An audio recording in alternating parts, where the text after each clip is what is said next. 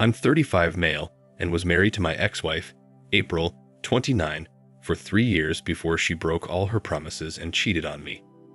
My wife and I used to be two lovebirds, and it still surprises me that I have to share my story on this platform. The first time I met my April was at a fancy dinner party one of my friends hosted. He and his wife had been trying to have a child for 11 years but couldn't. So when his wife finally got pregnant, he invited his close friends to come and party and celebrate with him. This was where I met April. She was a close friend of my friend's wife, and we chatted and got along well during the party. Coincidentally, when I got home that evening, as I was scrolling through my Facebook feed, April's picture popped up on my People You May Know notification, and I considered that as a sign from the universe. I reached out to her, we talked, and we fixed a date to get to know each other.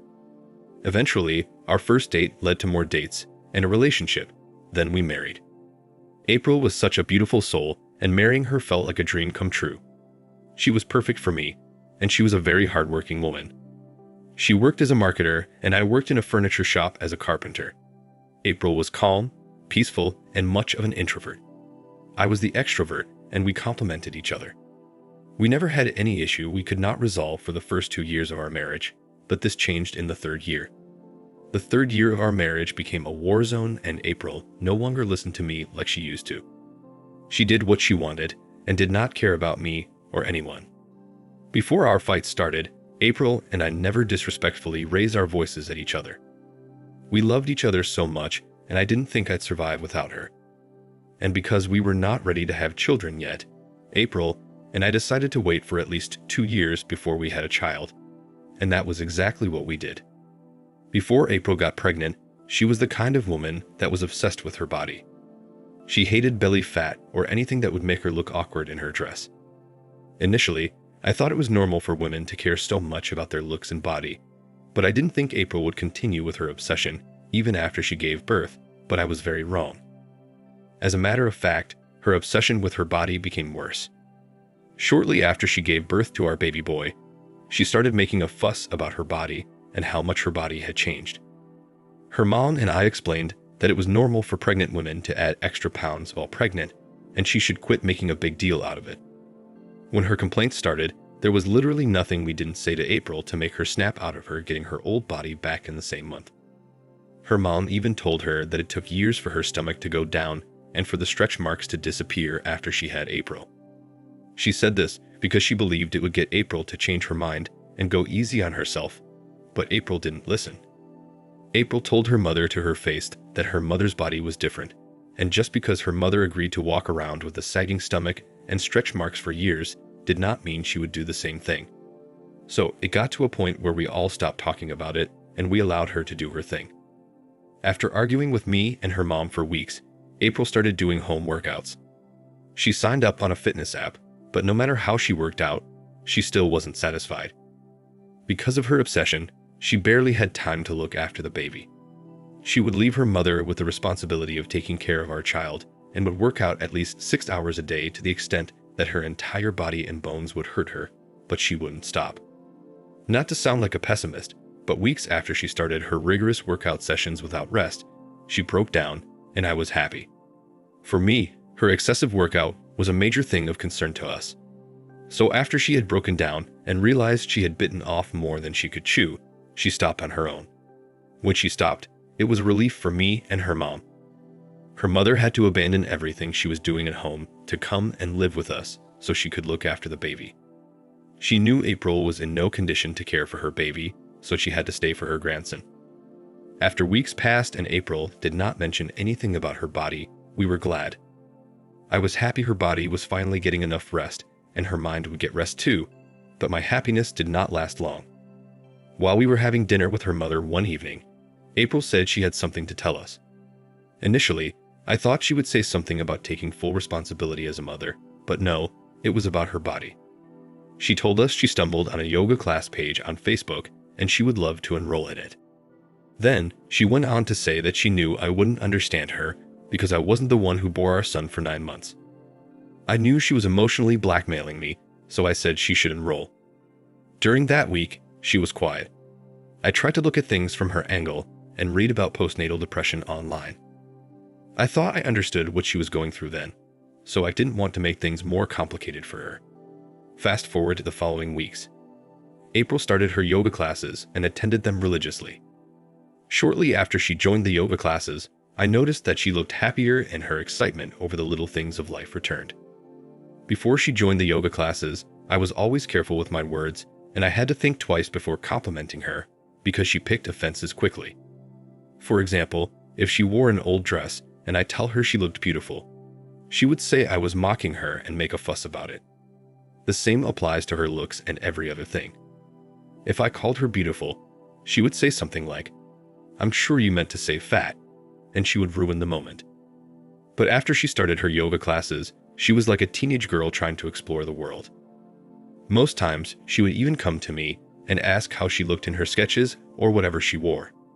She became more concerned with her looks in a more positive way. Honestly, I was impressed and happy that my wife was gradually returning. I believed that the influence of the other women from her yoga class was finally rubbing off on her, and she was beginning to view her body from a different dimension. While all of this happened, her mother was still with us. We expected she would also change in caring for our child, but this is one area we had a problem with. April depended on her mother to care for our son and would prefer to leave breast milk in bottles and breastfeed our son directly. As if that wasn't enough, she moved from attending her yoga classes once a day to twice a day. When this happened, I complained to her that yoga classes were taking all her time and she no longer spent time with us, her family, like she used to. But April didn't listen. She started getting defensive and would say things like, "You're joking if you think I will quit my yoga classes just to spend time with you." The most annoying part of it all was, she was given a few months leave from work to look after our baby, and she spent most of that time doing something else. Within a twinkle of an eye, we moved from the happy and peaceful couple we were known as to a couple that always argued. There was no day we didn't argue. If it wasn't about her yoga classes, it would be about the house and how she left the responsibility of cleaning, cooking, and laundry to her poor mom, who was already struggling with caring for our baby. On my end, I tried as much as I could to balance work and looking after our son. Our son was a night owl and loved waking up at night.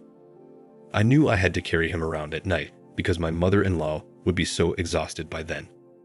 On her end, April did not care if our son woke up at night. She would cover her head with a pillow whenever he started crying, and I would be forced to go and get him. She wanted her beauty sleep of 10 hours. This happened almost every night, and I got fed up at one point. If I confronted her about the issue of not attending to our son at night, she'd tell me she carried him for 9 months, even on the day she didn't want to, so it was my turn to carry him. This always sounded stupid because I didn't understand how a mother could neglect her son and prioritize her fitness over him. As if everything she was doing wasn't enough, April started coming home late. The first time she did it, she said her yoga classmates were going for a hangout, so she joined them to have fun. I didn't have an issue with her hanging out with her friends, but I was mad because she didn't inform us that they would be late. We kept waiting for her at the dinner table. I believed it wouldn't happen again, but that was only the beginning.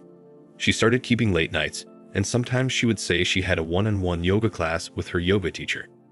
When April mentioned her one-on-one yoga class with her teacher the first time, it didn't sit well with me because it didn't make sense. She was already doing 2 classes a day, and I wondered why she still needed the one-on-one class. I told her she needed to stop because I would not watch her neglect her family for selfish reasons. We had a severe argument about it, leading to her sleeping out of the house. This had never happened before, and throughout that night I couldn't sleep because I was worried about her. Her mother was also concerned, and we called all her friends, but none of them said she went to their place. She wasn't taking my calls too, and deep down, I blamed myself for speaking to her like that. Fortunately, she returned the following morning, and I was first to apologize. We had never had such a fight before, and her mom was shocked that she left the house in anger, which was very unlike her. April also apologized and admitted that she acted childishly. She told us she did not want to inconvenience any of her friends, so she slept in the motel, and we believed her. Later that week, she stopped staying out late and began to spend more time with us. But the following week, she went back to her real self. I don't know why, but I had this gut feeling that she didn't sleep alone in the motel that night. I tried to get rid of the thoughts, but they kept returning, so I decided to investigate. My suspicion was that she was seeing someone else after her yoga classes because she was steadily chatting on her phone the night we fought. And the next thing she said was, "I need somewhere to cool my head." And she walked out on me. I decided to do some dating, and I started with her phone. Not to sound funny, but April had a closer relationship with her phone than with me. She was always on her phone, and even if we went to bed together, she would prefer to chat on the phone than to talk with me or cuddle like we used to. When I went through her phone that night, I couldn't find anything that indicated that she was either in a talking stage with someone or seeing someone. The only messages I saw were her messages from her yoga class group chat, a few of her friends, and her yoga teacher. None of them looked suspicious, and I even checked the rest of her phone for hidden or deleted dating apps, but I couldn't find anything.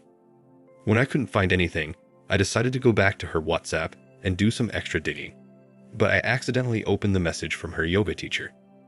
I didn't think of it as anything until I saw the last message he sent to her. He asked her about the part of her body that was hurting her, and she responded that she felt better, but she would still need his magic touch to totally get healed. She didn't even have many messages with him. All her previous messages were missing, and I felt like she deleted them. The last message he sent seemed like it was part of a previous conversation they had. I read the message multiple times to be sure I understood her response. I interpreted it in different ways, but it still pointed to her keeping me in the dark about something. The rest of the night, I thought of the possibility of her having an affair with her yoga teacher, but I was quick to dismiss it. But the following day, when I saw how excited she was to go to her yoga class, the thought crawled back and I decided to find out myself.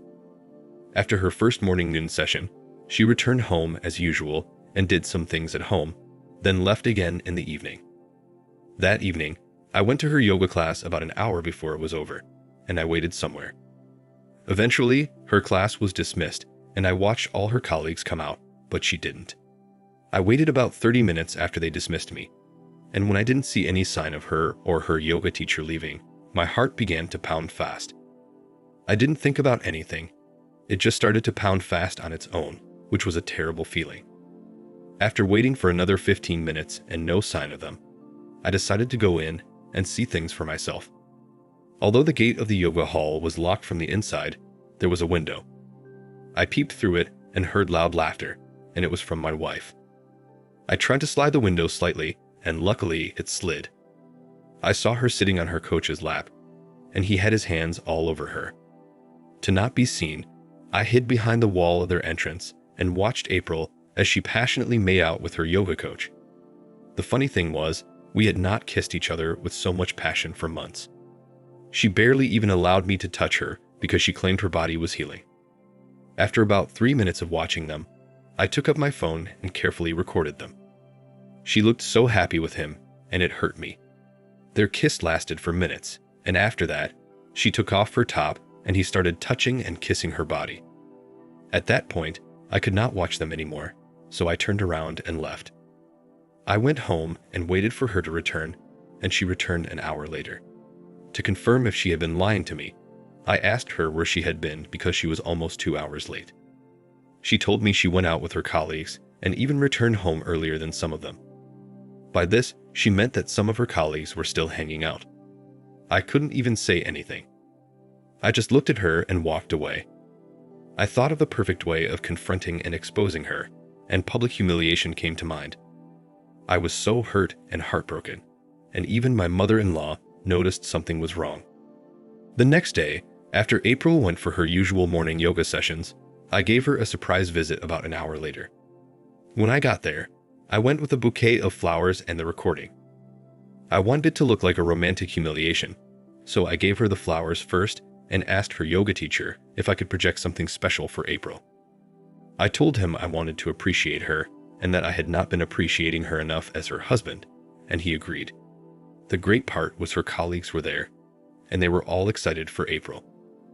I was equally excited too, so I played the recording, and as soon as it started, everyone gasped in shock.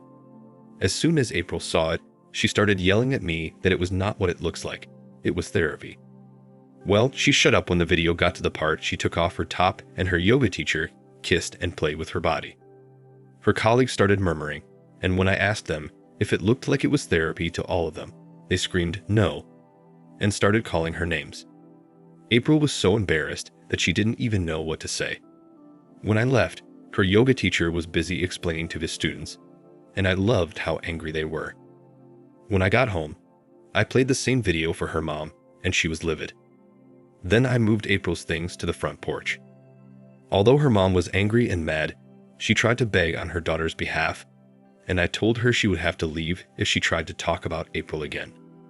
All of this happened last month, and since then, April has been begging me to take her back, and she'll quit her yoga classes and be a good mother and wife to our son and me. I really want to divorce her because I cannot stand a cheating woman, but I'm afraid of raising our son without a mother. He's barely 5 months old. What do I do? I'm so confused. Now for the first update. Hello everyone. Thank you for your comments. I did as you all advised. For those asking if I didn't see any signs that April was cheating on me, the truth is I didn't. I was so occupied with working hard and caring for our home that I didn't notice. Besides, it is unimaginable to think that a woman who had delivered a baby 5 months ago would cheat. If it weren't for the night she slipped out of the house and returned all happy in the morning, I wouldn't have known she was cheating on me. It still shocks me that after all my sacrifices for her, she could cheat on me like that. Most of you are right. She wouldn't decide to change if she wasn't caught. She would keep messing around with him, and who knows? She would have brought home his pregnancy. Someone here commented that I should do a paternity test on our son, and I did that. We are a match, and I'm so relieved he's mine. Last week, April came to my house again to beg me. She looked miserable and said I was tormenting her by keeping her son away from her. It's funny how she suddenly remembered that she had a son. All those months, she neglected him and only breastfed him the week and a week after he was born. Yet, she could take off her clothes to let her yoga teacher suck and play with her body. When she realized that her pleas were falling on deaf ears, she tried to beg her mother to talk to me, but that didn't work too. Speaking of her mom, I can't begin to explain how supportive her mother has been. After the last time I asked her if she would beg on April's behalf if I were her son, she stopped begging and has been looking after her grandson. The thing now is, April is mad at her mother for taking my side and not hers, and the last time she came, she made a scene and said her mother ruined her marriage. She said her mother should never have come to help with the baby because she snatched me from her. How dumb. After that day, she disappeared for a while and did not call me or show up at the house. But after she got served 4 days ago, she came back. She said I was wicked to divorce her because she cheated on me once. She even said that other women she knew had cheated 2 or 3 times on their husbands, but they always worked things out. I didn't know what to say to her, so I let her rant until she was tired. She started abusing her mother when she was tired of yelling my name and making a scene. She called her mother all sorts of names and said her mother and I were having an affair and that her mother was shameless to snatch her daughter's husband. Her mother was so disappointed when she heard that, and out of anger, she confronted her daughter, and April assaulted her mother. It got so bad that the neighbors had to come out and we had to call the police on her. Our court hearing is next week, and I will make another update as soon as our divorce is finalized. Meanwhile, I got a restraining order for April. Whether her mom is at my house or not, she has no right to show up.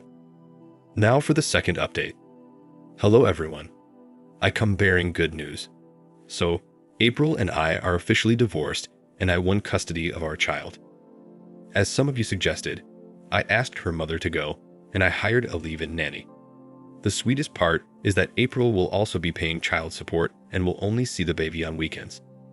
Our case was tough, but seeing that she never cared about our baby, I couldn't let her take my son away from me. After we finished the divorce case, she hasn't stopped calling me and has been sending messages on Facebook. I even had to block her, but she won't stop. She keeps opening new accounts and sending messages requests. In the second to the last one she sent, she said it was my fault that she cheated on me. She said I treated her like trash and did not appreciate her body after she bore our son. That's a big lie. I tried to make her feel like I still loved her no matter how she looked, but she would take it as an insult every time I tried to compliment her. She went on to say that her yoga teacher made her feel loved and made her comfortable in her skin. Sincerely, it was really painful to read that. She was the one that was obsessed with her body and not me, but she twisted her words and made me look like I was forcing her to do those workouts. In the last message she sent, she begged me and said she regretted everything she did and would never do it again if I gave her another chance. I wasn't even surprised that she switched from being defensive to a meek lamb. I was forced to respond to that message, and I told her that we could never be together again, not in her dreams or reality. She has her yoga teacher now, and they can do all the therapy they want in the world. It still hurts that despite loving her so much and promising each other to do life together, she cheated on me for her own stupid and selfish reasons. Anyways, I'd rather be a single father forever than be married to a cheating whore. Thank you everyone for your comments. I wouldn't have done this without you. And because of you all, I didn't let my emotions take over my sense. Thank you for watching. Like, comment, and subscribe if you enjoyed the video. Until next time, I'll see you again. Take care.